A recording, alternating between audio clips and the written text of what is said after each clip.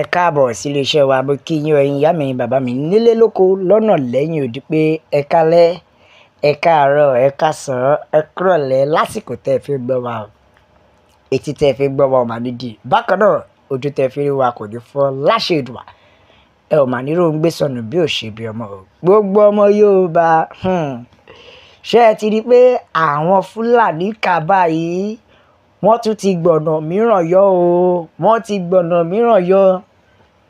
Pàápàá jùlọ lórí ọ̀rọ̀ Sharia law náà sì ni o. Ẹjọ́ ṣẹ́ràn ọyàn wà ń di ẹ̀ ní aláàfẹ́ Sharia law nílẹ̀ Yorùbá. Síbẹ̀síbẹ̀ ẹ ṣàṣìrún rí mọ́ pé Sharia law gbọ́dọ̀ wà nílẹ̀ Yorùbá. Ẹ wo ẹ wá nǹkan fìdílé ẹ̀jẹ̀ àgbẹ̀yìn débẹ̀. Wọ́n sọ ojú ti tì wọ́n ní bó tilẹ̀ jẹ́ pé lóòótọ́ bàbá Tinubu wọn ló ti já wọn kulẹ̀, wọ́n ní ó ti fẹ́ẹ̀lì wọn, ṣùgbọ́n fúndìí èyí kò sí ipa tàbí ọ̀nà tàbí agbára tí bàbá Tinubu ní láti stop Sharia law nílẹ̀ Yorùbá, wípé àwọn yẹn làwọn ò ní gbà fún. Wọ́n ní after all Muslim ticket ó ti fẹ́ẹ̀lì wọn, tó túmọ̀ sí pé ìrètí wọn pé Muslim yìí tó fi gbé báyìí Shettima àti bàbá Tinubu wọlé instead of Muslim Christian, ìrètí wọn ni pé bóyá ó máa favour mọ́. Ṣùgbọ́n lọ́wọ́lọ́wọ́ yìí o, wọ́n ti wá rí wípé ìdójútì àti ìjákulẹ̀ òun ni wọ́n bá pàdé. Ìdí nìyí tó fi wá jẹ́ pé wọ́n fi wá ń ronú sí ọ̀nà Sharia law. Tí ò dẹ̀ lè ṣeé ṣe nìyẹn láyéláyé, kò gbọ́dọ̀ ṣẹlẹ̀. A ò ní gbà. Say no to Sharia law in Yorùbá land. Gbogbo ẹ̀yin àgbààgbà nọ́ọ̀tì, gbogbo ẹ̀yin àgbààgbà northernland yìí, ayé yín ò ní sunwọ̀n o, nítorí wípé a ò fẹ́. Nítorí wípé àwọn àjọ council Sharia law wọ́n ti wá rí wípé Muslim ticket ti bojú wọn jẹ́. Wọ́n ti rí pé bàbá Tinubu ti bojú wọn jẹ́, ó ti yẹ̀yẹ́ wọn. Wọn ò wá ní ọ̀nà mìíràn mọ́, wọn ò ní choice mọ́ àfi kí wọ́n gbé wá sí Sharia law. Àti wá bá débi wípé àwọn mùsùlùmí tó wà ní òkè ọya lọ́hùn, àwọn ló tún wá dictate nǹkan táwọn fẹ́ fún wa nílẹ̀ Yorùbá. Ó ga o. Ṣé bẹ́ẹ̀ náà lẹ́nu ṣe kú tó tàn lè sọ̀rọ̀ nílẹ̀ Yorùbá ni? Tó fi wá jẹ́ pé àwọn mùsùlùmí èyí tó wà ní òkè ọya ni wọ́n sọ nǹkan tá a fẹ́, nǹkan táwọn fẹ́. Kò tẹ́ ṣe nǹkan tá a fẹ́ torí nǹkan táwọn fẹ́, torí nǹkan tí ó máa rọ̀ àwọn lọ́rùn làwọn fẹ́. Àwọn ò dẹ̀ gbà. Ṣùgbọ́n ẹ̀yin èèyàn wa, ẹ jọ̀ọ́, ṣé ká sọ pé ẹnu àwọn mùsùlùmí ilẹ̀ Yorùbá ṣẹ́nu wọn wọ wì ni tí wọn ò fi lè sọ ohun tó fẹ́ fúnra wọn? Ẹ má dẹ̀ gbàgbé tó bá jẹ́ wípé kọ́ gbógun ti àwọn ẹ̀sìn míì ni, wọn ò kéré díẹ̀. Wọ́n lè sọ pé àwọn oníṣẹ̀ṣe wípé wọ́n ní wọ́n lára, wọn ò jẹ́ kí ẹ̀sìn tiwọn kó gbèrò. Bákan náà wọ́n kàdé lè sọ pé àwọn Kristẹni náà fariwo dí wọn létí. Ṣùgbọ́n now wọ́n ti wá tẹ̀ tí wá pàtà àwọn méjì tì báyìí lọ́wọ́lọ́wọ́ báyìí. Bàbá Tinubu ló wá mú sẹ́nu wípé ó ṣe àwọn, ó bojú àwọn jẹ́, nítorí ọ̀tọ̀ ni tí àwọn lérò pé ó máa ṣẹlẹ̀, ọ̀tọ̀ ni nǹkan tí bàbá Tinubu àti Shettima débẹ̀ tó padà wá ń ṣe. Èyí ló wá fa ìtìjú fún wọn, tó fi jẹ́ pé ọwọ́ wọn bọ́, wọn ò rí nǹkan kan, wọn ò rí kankan ṣe sí i. Ṣé ẹ ti rí wípé nítorí pé èrò inú wọn, ìfẹ́ inú wọn ò wá sí ìmúṣẹ. Bẹ́ẹ̀ ni ẹ má gbàgbé gbogbo bó ṣe pariwo Muslim ticket tó ìyẹn ní 2023. Gbogbo wa la mọ̀ pé wọ́n ní motive, wọ́n ní nǹkan tí wọ́n fẹ́ mú jáde tọ́lọ́run ò sì gbà fún wọn.